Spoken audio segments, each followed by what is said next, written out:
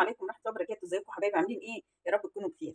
النهارده بقى هنتعلم مع بعض ازاي نحول اكله بايته عندي، الولاد خلاص يعني زهدوها مش عايزين ياكلوها تاني، لاكله جديده خالص ومش هيعرفوا ان هي اكله من البواقي. عندي رز بسمتي بالمكسرات كان باقي، عندي بواقي فراخ مشويه خلطتها جباره يا بنات. هسيب لكم الطريقه بتاعتها في صندوق الوصف، واسيب لكم برده الرز المبهر في صندوق الوصف. هبدا انضف الفراخ بتاعتي تنظيفه كويسه، هشيل كل العظم والجلد وهقطعها، وجايبه عيش شامي وهنحول الاكله بتاعتنا لحاجه جديده خالص. بايه؟ بكام رغيف من العيش الشامي وشويه طحينه وعلبه زبادي. يلا نسمي بالله ونصلي على الرسول صلى الله عليه وسلم ونبتدي.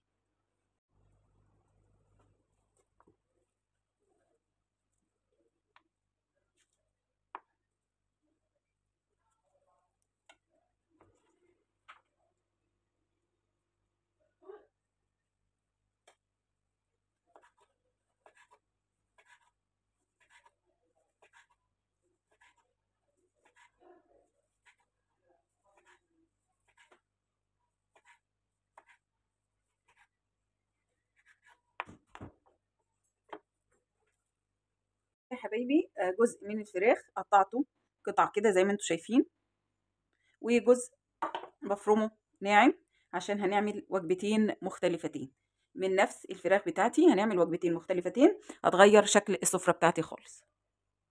الفراخ المفرومه حطيت جبنه موتزاريلا وهحط جبنه رومي، الجبن بقى اللي ايه اللي تعجبك. دي اول حاجه هنعملها مع بعض. حطيت جبنه موتزاريلا وجبنه رومي، اي بواقي جبن عندك برضو تنفع. وحطيت قطعت قرنين فلفل حامي او بارد اللي يعجبك، وشويه من الزيتون، وهقلب كل المكونات دي مع بعض وهنعمل احلى حواوشي فراخ في الدنيا.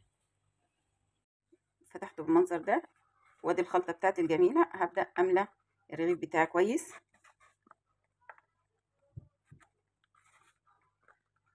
كده تمام. نشوف بقى هنعمل ايه. هقلي شويه عيش شامي،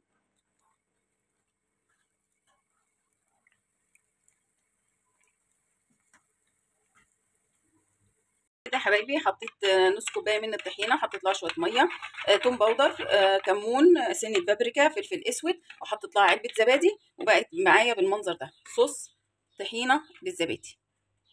بقت زيت في الجريل، ونزلت بالرغيف الحواوشي بتاعي احمره من وجهين واطلعه كده يا حبايبي. ما شاء الله تبارك الرحمن، اللون ده جميل قوي اهو زي ما انتم شايفين. عملت الكميه بتاعتي كلها وما شاء الله. الحشوه انا حاشيه الرغيف كتير، الكميه اللي طلعت ممكن تعملي قد ده مرتين، بس انا بحب الحشو كتير. حبايبي ده العيش اللي انا قليته معاكم، وده صوص الزبادي بالطحينه. هنزل بشويه من الصوص على العيش،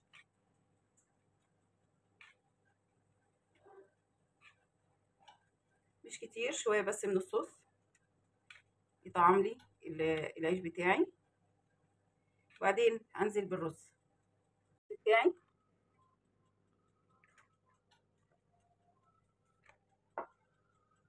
حبايبي حطيت الرز وحطيت العيش وحطيت الفراخ بتاعتي، واديها جزء من الصوص اللي احنا عاملينه، صوص الطحينه بالزبادي على الفراخ بتاعتنا.